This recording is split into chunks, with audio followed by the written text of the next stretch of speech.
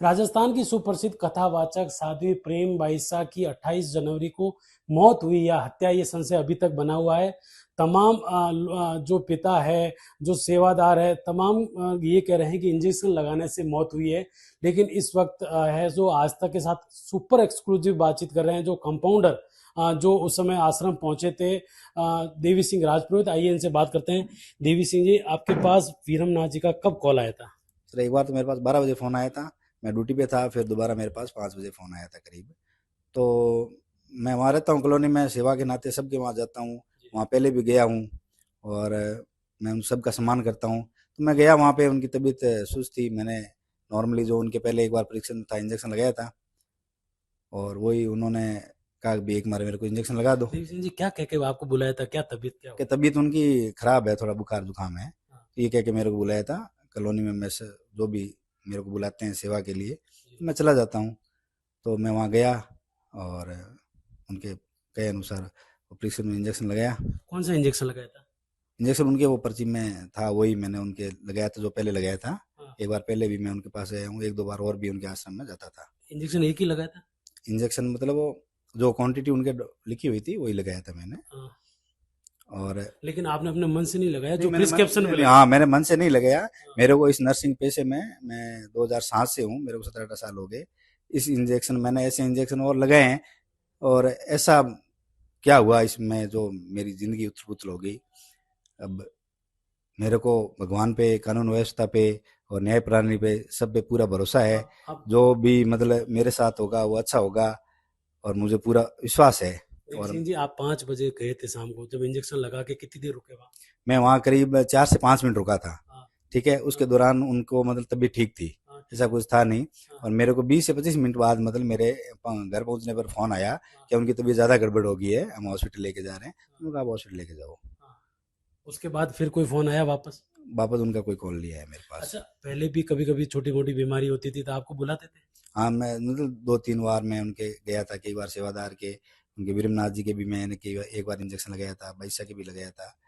तो मैं मतलब कॉलोनी में जो भी है मदद के लिए, नर्सिंग का सेवा का पैसा है, तो मैं सेवा के लिए जो भी होता है तो मैं ड्यूटी टाइम के बाद चला जाता हूँ। हालांकि आप आरती नगर में रहते हो तो छोटा मोटा कोई बीमारी या इंजेक्शन दवाई के लिए तो आप जाते रहते हो। हाँ, मतलब कोई बुलाता है, किसी के पास डॉक्टर की प्रेस्क्रिप्शन होती है कि हमारे ये इंजेक्शन लगाना है, डॉक्टर साहब ने लिखा है, तो हम जाके लगा लेते हैं। हमारे तो यही सेवा का काम है। अच्छा, प्रिस्क्रिप्शन में लिखा हुआ था वही इंजेक्शन लगाया ना? हाँ, वही लिखा है, तो जो मैंने पहले भी एक बार उनके लगाया था। हाँ। तभी कुछ भी नहीं हुआ। हम्म। लेकिन क्या बताया उस समय बाईसा ने कि मेरी तबीयत क्या खराब हो रही अभी तो वो कह रहा गला खराब था, जुकाम था और तो हल्का बुखार था, है? हाँ। बस यही बताया था।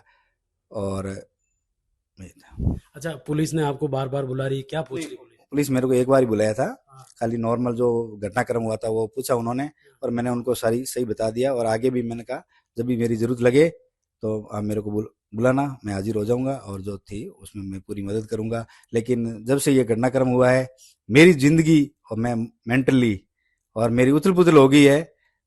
और इस समय मेरे समाज के, मेरे आरती नगर के सब जो मेरे से जुड़े हुए हैं, सब मेरे सपोर्ट में हैं। सब कहते हैं कि आपने कोई गलत नहीं किया है और भगवान करे आपके साथ सही होगा। अच्छा, देव सिंह जी, अमूमन वो इंजेक्शन कब लगाया जाता है? इंजेक्शन वही है भाई, सांस की दिक्कत है थोड़ा, उसमें लगाया जाता है। एनेस्थेटिक है, बुखार है, फीवर में।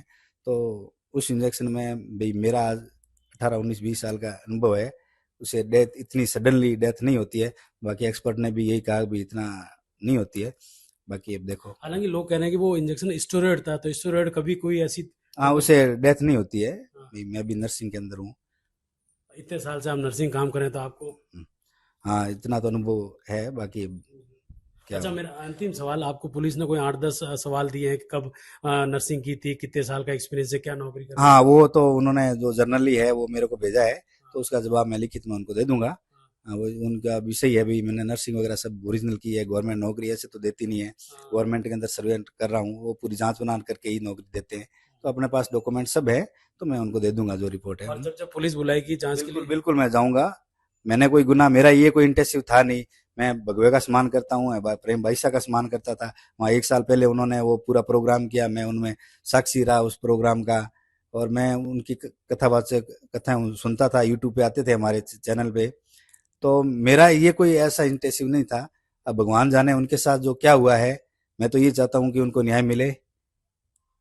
आपकी तो ये अंतिम मांग है कि भाई जिस जो भी है जिस तरीके से भी उनकी मौत हुई है, दूध का दूध पानी का पानी हो। बस यही है भाई, दूध का दूध पानी होए, और मेरा कोई ऐसा इंटेंसिव नहीं था, और मैं भी इससे अपने आप को सुरक्षित बाहर निकाल लूँ। कितने समय से आप भाई जी इस कथावाचक प्रेम भाईसा से जुड़े हुए हो?